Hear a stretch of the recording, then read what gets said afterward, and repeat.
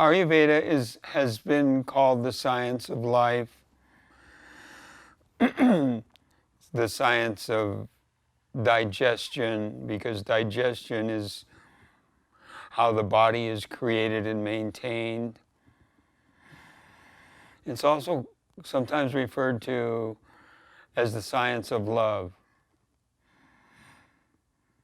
And that's the definition I like the best, is the science of love. And it's all about loving yourself. And to love yourself, there has to be an awareness of what is self. And it's not the body, it's not the mind, it's not our thoughts or our emotions, but it's consciousness itself. Consciousness fragments into this individualized focal point of consciousness that is the self, the body, the mind. But its essence is referred to as soul. And soul is the quintessential phenomenon that creates, constructs, maintains, and expresses itself as the body and the mind and the emotions. And so, because soul is omnipresent, omniscient, all-knowing, and has no beginning or no end, the body is an expression of that, and in such is perfect. It's a perfect expression of the soul. And it's perfect in every moment. So no matter what the condition of the body, it's an expression of the soul, and thus is perfect. And it's only the mind, which has been programmed since birth, could disagree or think that the body should be something different than it is. And this is true from birth until death.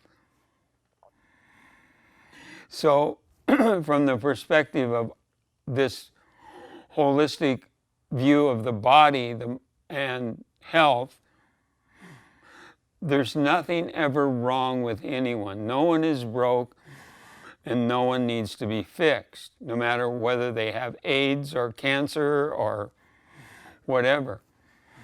It's the experience that is appropriate at that time for that soul to learn, to express, to experience this three-dimensional aspect of who we are, which is a very small portion of who we are.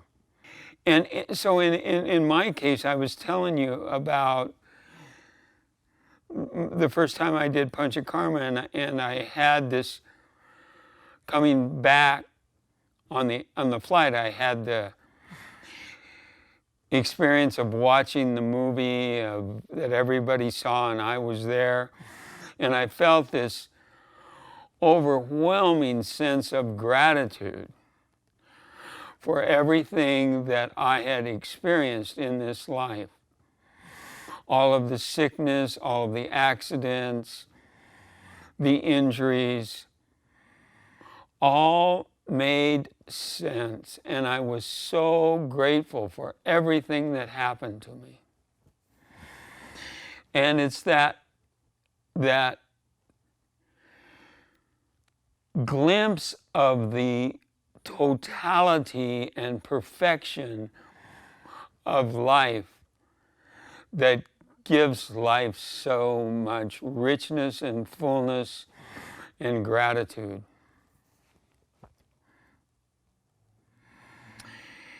And so everything is experienced through the body.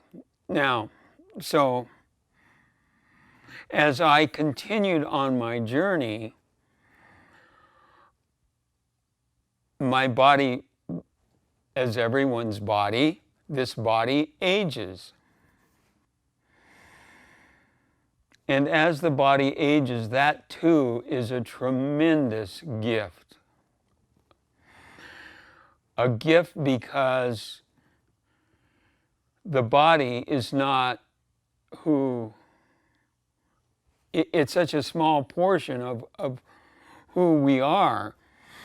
And any attachment or judgment or resistance to what the body is doing is a source of great suffering. And as I begin to age, and with all of the trauma that I had experienced through my life in this body, I began to have trouble maintaining my balance. Statistically, I should have been dead many times, but I'm still alive, and I've had this rich life and watched so many people benefit from my teaching that I thought, well, maybe I should just surrender. It was hard to do, but I said, okay, I'm just going to surrender and start preparing for my transition. But that wasn't meant to be. I started discovering modalities of healing that technology has brought into existence. And the first one I discovered was hyperbaric oxygen. And I just kind of bumped into it, and in this little office of this guy that was a diabetic and had prevented his leg from being amputated by using hyperbaric oxygen. Oh, wow, this is pretty interesting. So I tried it, and it was amazing.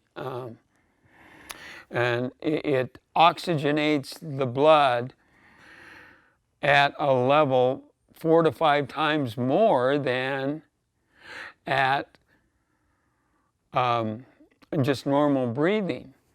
And this was really profound for me because I've had so much damage to my lungs from having them collapsed in an accident. And so that gave me kind of this new excitement about, wow, we can add this to my toolkit of how to stay balanced, how to stay healthy, how to help other people. So I ended up buying my first hyperbaric chamber, and oxygen is the key to life. And the next thing I discovered was ozone, which is a more powerful form of oxygen. It's O3 instead of O2. And when infused into the blood, it is a tremendous stimulant to the immune system. Just changes everything. It's very, very powerful. Ozone therapy IV is a very kind of a complex process. And then I discovered that there's this other way of getting ozone into the system with a ozone sauna-like thing, where the ozone enters into the body transdermally. And so I purchased a ozone sauna that has infrared, ozone, carbonic acid. It's a very sophisticated way of very powerfully infusing ozone into the tissues. always looking for something that doesn't exist. And that's the magic bullet. You know, some one thing that's going to turn around and be the be-all and the end-all, the cure for everything. That doesn't exist. Because we are a product of our thoughts, our emotions, and how we live our life. This creates patterns of thought, patterns of emotions, and that creates our pathology. So all these modalities are only as effective as the intention behind them. Just like Ayurveda, it's the intention that carries the frequency of healing.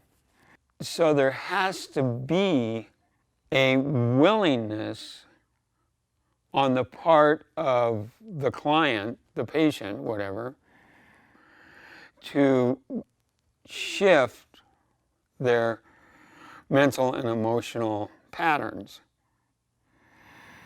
And these therapies give us a window of possibility for that to happen. And that's what's so beautiful about this. It's not what they do, it's what these therapies enable to happen, to increase the probability that this mental emotional shift will happen. So I'd like to give you an example of that.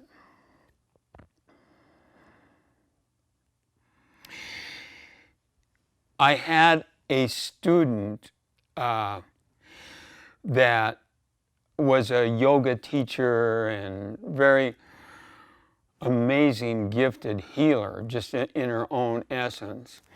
And she worked with me, was a student, and then we ended up teaching together for several years.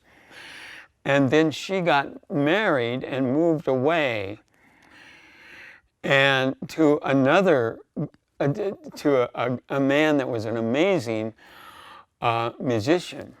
And he created music and video and sound and from all these different cultures to create, and they would do performances where they would sing and show pictures and images, and it would be just like, it would create this healing atmosphere for everybody. And she was very excited about that and did that.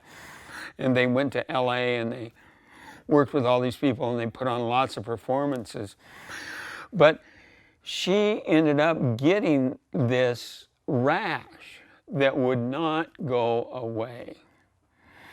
And of course, she had access to all the most powerful Ayurvedic doctors and everything, because she'd studied Ayurveda and been to India, studied with yoga teachers, and was in a circle of people where access to the most profound healers. Nothing would affect her rash. It was not really visible, but it was all, she could cover it with her clothing, but it itched all the time. It was driving her crazy, and the only thing that would prevent it from itching was a steroid cream, and she hated using that. So she came to visit me and was seeing some clients from my healing center in Portland, and it was right after I got the chamber, and I said, Gianna, you got to use this chamber. Just give it a try. So she did. I think she did maybe 5 or 6 treatments. They're hour and 15-minute treatments. And from the very first one, her skin got better. And by the end of the protocol, it was completely gone. She called it a miracle. And it never came back. But the interesting thing is that while she was laying in the chamber, she had this realization of what it was all about, is that she was, in the presentations that they were doing, she was singing this Brazilian ancient indigenous music, and that she just would pick up on. Just, it was kind of like probably a previous life thing, I don't know. But she felt guilty about singing because she wasn't part of that culture. And so she had this guilt every time she would sing and do this. And she realized that and just said, well, it must be okay, I'm doing it. And so that was the emotional shift that happened as the modality of the hyperbaric chamber healed her skin with that excess oxygen. There had to be a corresponding shift in her mental, emotional state, or that disease would have come back as soon as she left the chamber. Does that make sense? Yeah. So all of these therapies are only as effective, including Ayurveda, massage, anything, homeopathy, is only as effective as the intention or the consciousness that gets created between the practitioner and the client to create a new reality, a new paradigm. And it's always through embracing whatever's happening in the body. So as I get older, I can't do as many physical things as I once did. So it's forcing me, or that's not the right word, I get to explore my inner terrain and share what I've learned with others, even though I can't do as much physically as I used to be able to do. And what I've discovered is my unique frequency of helping others is transmitted through exercise. And the Vedas clearly state, as I've said before, that exercise was intended to take stress away if it's done properly. And properly means turning off the sympathetic nervous system and exercising from that place of effortlessness where the body generates this prana through the mitochondria and creates energy without any adrenaline. And it's a slow burning fire that can build very, very hot and produce lots of energy with no toxins.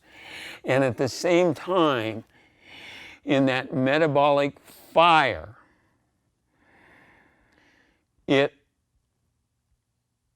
burns up toxins that have been deposited in the cells of the body, toxins that we breathe in from the air, toxins from our food, toxins from toxic emotions that get deposited in the body.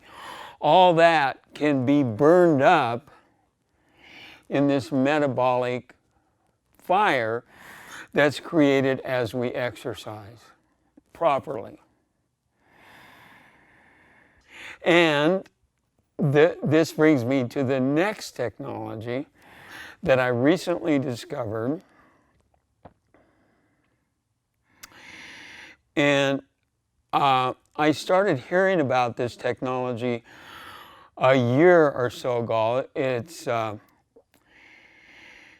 called LiveO2, and it's about exercising with supplemental oxygen. So you breathe oxygen while you're exercising. And that sounded really amazing to me. And so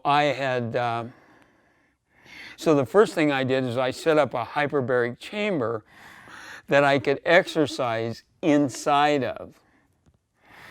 And so, and breathe oxygen. So not only was I breathing oxygen, but I was getting this super oxygen, 4 to 5 times more oxygen into my plasma because I was in a hyperbaric chamber where there was more pressure. And so I trained people. I did it, and what I noticed was that I could do a lot more exercise, but my heart rate stayed lower. And the same thing with the clients that I did in there.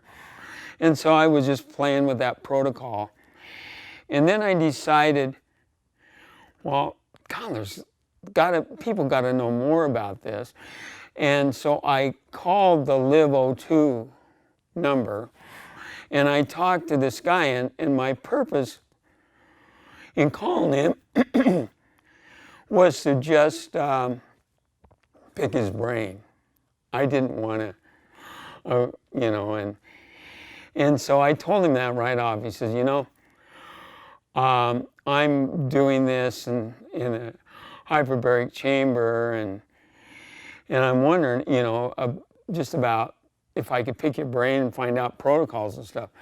So I ended up, the guy was amazing, and I talked to him for at least an hour. And by the time I finished, I bought his system.